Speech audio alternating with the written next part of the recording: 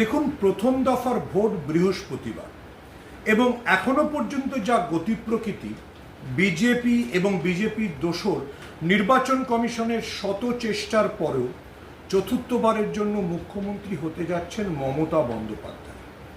এটা মোটামুটি নিশ্চিত তৃণমূল সরকার গড়বে। কিন্তু আমি গণৎকার নই যে বলে দেব যে নির্দিষ্টভাবে তৃণমূল কত আসন পাবে। কিন্তু উত্তরবঙ্গে বিজেপির যে শক্তি ছিল, বিজেপি যদি সেটাকে ধরেও রাখে, আমি ধরে নিচ্ছি জলপাইগুড়ি, কোচবিহার, আলিপুরদুয়ারে বিজেপি ভালোই ফলাফল করবে। কিন্তু তাতেও মোটের উপরে পশ্চিমবঙ্গের মোট আসন সংখ্যার বিচারে বিজেপি খুব প্রভাব ফেলতে পারবে না। অর্থাৎ উত্তরবঙ্গে বিজেপি নিজের দুর্গ ধরে রাখতে পারলেও দক্ষিণ বা মধ্যবঙ্গে তেমনভাবে কামড় বসাতে না পারায় এবারও বিজেপির আশাভঙ্গ হবে। বিজেপি যা ফিগার যা ইত্যাদি নিয়ে আলোচনা করছে, বিজেপি নিজেরাও স্বীকার করছে যে তাদের পক্ষে বেস্ট পারফর্ম করলেও, অর্থাৎ সেরা পারফর্ম করলেও তাদের পক্ষে 100-র বেশি পেরোনোটা মুশকিল। অন্যদিকে মমতা বন্দ্যোপাধ্যায় সরকারের পক্ষে 160-এর নিচে পাওয়াটা সম্ভবই নয়। অর্থাৎ মমতা বন্দ্যোপাধ্যায় মিনিমাম 160টি আসন পাবেনি, অর্থাৎ তার সংখ্যাগরিষ্ঠতা নিশ্চিত। মমতা বন্দ্যোপাধ্যায়ের দল অর্থাৎ তৃণমূল 180-র কত উপরে নিয়ে যেতে পারে, আমার মনে হয় সেটাই তাদের জন্য চ্যালেঞ্জ। আপনি যদি বলেন যে বিজেপি উত্তরবঙ্গে সফল হওয়া সত্ত্বেও তাদের বিধায়করা পারফর্ম করে না, এটাই কি বিজেপির জন্য বড় চ্যালেঞ্জ? আমি বলবো এটা শুধু উত্তরবঙ্গের জন্য না, এটা গোটা রাজ্যের ক্ষেত্রেই সত্যি। অর্থাৎ নরেন্দ্র মোদী, অমিত শাহকে যেমন আমরা দেখি অকেশনালি বা আরও নির্দিষ্ট করে বলতে গেলে নির্বাচনের সময় ওনারা আসেন, যেহেতু গত কয়েক বছর ধরে, গত কয়েক দশক ধরেই পশ্চিমবঙ্গে বৈশাখ মাসেই নির্বাচন হয়, ফলে এসো হে বৈশাখের মতো ওই সময় নরেন্দ্র মোদী, অমিত শাহের চার্টার্ড ফ্লাইট আসতে শুরু করে, কিন্তু তার বাইরে তাদের দেখা যায় না। ফলে বিজেপি নেতাদের সম্পর্কেও এটাই অভিযোগ, উত্তরবঙ্গে দক্ষিণবঙ্গে তো বটেই। আমাদের ভুলে গেলে চলবে না যে উত্তরবঙ্গে বন্যার সময়ও বিজেপি বিধায়কদের সেভাবে দেখা যায়নি। তাই নরেন্দ্র মোদী যখন বন্যার সময় তৃণমূল সরকার কাজ করেনি বলে প্রশ্ন তুলেছেন, উত্তরবঙ্গের মানুষ কিন্তু উল্টোটা ভেবেছে, অর্থাৎ বিজেপি কি কাজ করলো, বা যে বিজেপিকে আমরা উজাড় করে লোকসভায় জেতালাম, বিধানসভায় জেতালাম, তারা কি পারফর্ম করে। ফলে উত্তরবঙ্গ, দক্ষিণবঙ্গ বা গোটা বাংলা জুড়েই এটা একটা খুব খুব জরুরি প্রশ্ন যে বিজেপি কি মরশুমি পাখি, অর্থাৎ শুধু নির্বাচনের সময় আসে। আমার মনে হয় এই প্রশ্নটাই বিজেপি নেতাদের বিদ্ধ করছে। দেখুন, এবারের নির্বাচন যেহেতু সার হয়েছে এবং বিজেপি এবং নির্বাচন কমিশন নির্দিষ্ট করে মুসলমানদের বাদ দেওয়ার চেষ্টা করেছে, একই সঙ্গে প্রান্তিক হিন্দুদের, মতুয়ারা, নমশূদ্ররা, রাজবংশীরা বাদ গিয়েছেন।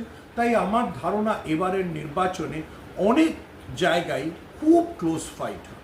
সেটা উত্তরবঙ্গের ক্ষেত্রে, জলপাইগুড়ির ক্ষেত্রে যতটা সত্য, কোচবিহারের ক্ষেত্রে যতটা সত্য, মালদার ক্ষেত্রে যতটা সত্য, ততটাই দক্ষিণ এবং মধ্যবঙ্গের বর্ধমান, মুর্শিদাবাদ ইত্যাদি জায়গাতে ক্লোজ ফাইট। অনেক জায়গাতেই দেখা যাবে 2000-3000-এর কম ভোটে জয় পরাজয় নির্ধারিত হচ্ছে। আমি বিশ্বাস করি যে নন্দীগ্রামে তৃণমূলের প্রার্থী ভালো, কিন্তু তাও শুভেন্দু এগিয়ে। কারণ শুভেন্দু অধিকারী 2021 থেকে সেখানে যে মেরুকরণের চাষটা করেছেন, সেটা হয়তো তাকে ডিভিডেন্ড দেবে। কিন্তু নন্দীগ্রামের ফলাফল দিয়ে বাকি অন্য জেলাগুলিতে বিজেপির ফলাফলকে তুলনা করলে হবে না। আমাদের এটা মনে রাখতে হবে যে মমতা বন্দ্যোপাধ্যায়ের দাক্ষিণ্যে পূর্ব মেদিনীপুরে দীর্ঘদিন ধরে এই অধিকারী পরিবারের বারবারন্ত, তারাই রাজনীতিকে নিয়ন্ত্রণ করেন, তারাই সব কিছু চালিয়েছেন। তারা একসময় শুভেন্দু অধিকারীকে মমতা বন্দ্যোপাধ্যায় কি দেননি, ফলে শুভেন্দু অধিকারী তার বেনিফিট পূর্ব মেদিনীপুর জেলার ক্ষেত্রে অবশ্যই পাবেন। কিন্তু আবারও বলছি যে বৃহত্তর দক্ষিণবঙ্গ, উত্তর 24 পরগনা, দক্ষিণ 24 পরগনা, হাওড়া, হুগলি, 2 বর্ধমান, সেখানে কিন্তু বিজেপির এখনো অবধি সফল হওয়ার তেমন সম্ভাবনা নেই, বরং বিজেপি নিজেদের কিছু আসন হারাতে পারে। আমার মনে হয় যে এই যে সারে করে যে এফেক্ট বিজেপি পাবে বলে ভেবেছিল, সেটা বিজেপির হচ্ছে না। এমনকি মতুয়া গড়েও বিজেপির জন্য জোর ধাক্কা থাকতে পারে। মতুয়ারা বিজেপির উপর অত্যন্ত রেগে আছে। আমি উত্তর চব্বিশ পরগনার বিভিন্ন অঞ্চল ঘুরেছি, যেমন খড়দা, যেমন কামারদহ, কামারহাটি, সেই সমস্ত এলাকাতেই কিন্তু হিন্দু এলাকায় বিজেপির বিরুদ্ধে ক্ষোভ আছে। মতুয়ারা বিজেপির বিরুদ্ধে একেবারে ক্ষেপে আগুন হয়ে আছে। যে মতুয়ারা বিশ্বাস করে বিজেপিকে ভোট দিয়েছিলেন তারা কিন্তু মনে করছেন তাদের সঙ্গে প্রতারণা করা হয়েছে, ফলে সেই চাপটা বিজেপির উপর পড়বে। দ্বিতীয়ত আছে বাংলার অস্মিতার একটা লড়াই। সেই লড়াইটা বিজেপিকে মধ্য এবং দক্ষিণবঙ্গে যথেষ্ট চাপে রাখবে। যেভাবে অমিত মালব্য বাংলা কোনো ভাষা নয় বলেছেন, যেভাবে বাংলা বললেই বাংলাদেশি বলে দেগে দেওয়া হয়েছে, যেভাবে ডবল ইঞ্জিনের সরকার রাজ্যগুলিতে মুসলিম পরিযায়ী শ্রমিকদের, বাঙালি শ্রমিকদের উপর অত্যাচার করা হয়েছে, তার একটা এফেক্ট পড়বে। তার এফেক্ট মুর্শিদাবাদ, মালদা, এই দুটি সংখ্যালঘু অধ্যুষিত জেলাতেই পড়বে, নদিয়াতেও পড়বে। দেখুন, আবার আমি নিশ্চিত করে বলছি, শুভেন্দু অধিকারী যাই দাবি করুন, অমিত শাহ এসে যাই বলে যান, এবারও বিজেপির ভাগ্যে শিকে ছিটছে না। শুভেন্দু অধিকারীর জন্য আরেকটা গুরুত্বপূর্ণ তথ্য, যারা জগন্নাথ চট্টোপাধ্যায়ের একটি পোর্টালকে দেওয়া ইন্টারভিউ দেখেছেন, তারা দেখেছেন জগন্নাথ পরিষ্কার করে দিয়েছেন শুভেন্দু বিজেপির মুখ্যমন্ত্রী প্রার্থী নয়।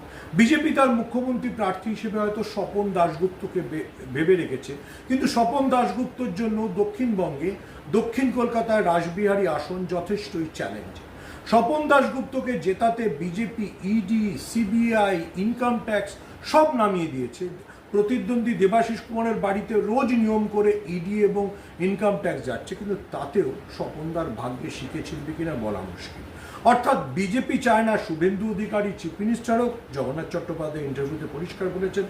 আর যাকে বিজেপি চিফ মিনিস্টার হিসেবে ভাবছে বা মুখ্যমন্ত্রী হিসেবে তার যার নাম বাজারে ঘুরে বেড়াচ্ছে, সেই স্বপন দাশগুপ্তর পক্ষে বিধানসভায় যাওয়াটাই মুশকিল। তাই আবারও বলছি, প্রথম পর্বের ভোটের আগে বিজেপি যে পরিমাণ কারা বাজিয়েছিল, নির্বাচন কমিশন যতটা পক্ষপাত দুষ্টের মতো কাজ করেছিল, তাতেও বিজেপির ভাগ্যে শিখে ছিটছে।